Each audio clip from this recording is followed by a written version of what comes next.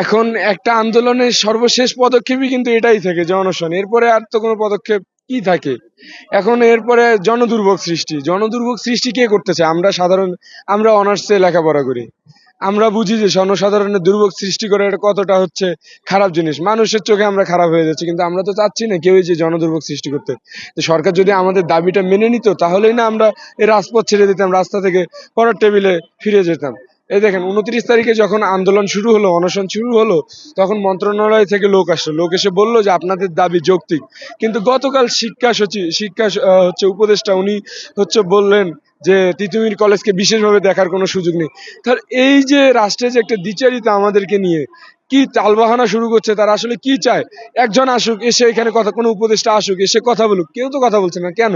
নাকি আপনারা সংবাদকর্মীরা সেটা ঠিকভাবে তাদের সামনে উপস্থাপন করতে পারছেন না? আমি প্রশ্ন আপনাদের আপনাদের মাধ্যমে তাদের কাছে আমি জানাতে চাই, তারা কেন আসতেছেন? এই যে 5 জনের অধিক, 7-8 জন, 12 জনের নাম দেয়া আছে যে স্টুডেন্ট এখানে 6 দিন যাবৎ অনশনরত অবস্থায়, তাদের কি মায়া হয় না তাদের প্রতি? না কি সমস্যা, তারা কেন আসতেছেন না? অন্য জায়গায় একদিন অনশন বা আন্দোলন হলেই উপদেষ্টারা চলে যাচ্ছেন, এখানে 5 দিনের অধিক, 6 দিন আপনারা এখানে অনশন আছে, তারা কেন আসতেছেন না? আচ্ছা, তারা যে উপমহাদেশ আপনাদের দৃষ্টিভঙ্গি পড়ছে না বা জি, বিষয়টা ওইভাবে দেখছে না, এ নিয়ে আপনার মতামত কি? আসলে আমরা ছোট থেকে একটা কথা শুনে এসেছি যে ঘরের শত্রু বিভীষণ।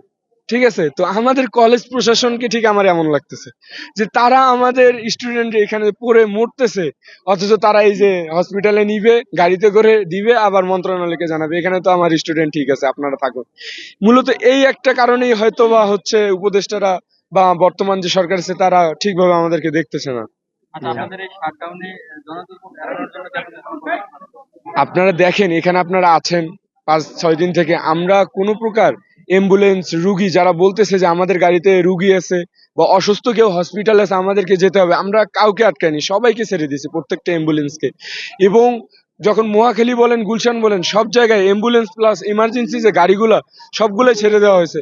কে চায় জনদুর্ভোগ সৃষ্টি করতে? আমরা চাই না জনদুর্ভোগ হোক। মানুষ, সাধারণ মানুষ এখানে ঢাকা শহরে যারা থাকে সবাই কর্মজীবী, নিজের কর্ম করে খাওয়ার জন্য থাকে। সাধারণ মানুষের কর্ম, ঠিক আছে, তাদের পেটে লাথি মারার মতো ইচ্ছা কোনো একজন মানে বুঝমান স্টুডেন্টের থাকতে পারে না। আমরা চাই না কোনো প্রকার জনদুর্ভোগ হোক, সরকার আমাদের দাবি মেনে নেক, আমরা রাজপথ ছেড়ে চলে যাই।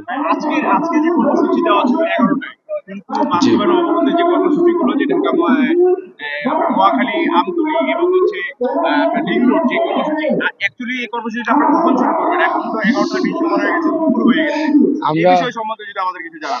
আমাদের কর্মসূচি 11টা টাইম দেয়া থাকলেও কিছু সমস্যার কারণে আমাদের কর্মসূচি শুরু হতে দেরি হচ্ছে। এর জন্য আমরা যে আমাদের আন্দোলনের এই যে ডাক দিচ্ছে, আমাদের কর্মসূচি শুরু হবে, খুব শীঘ্রই শুরু হবে, এখনই শুরু, আশা করছি।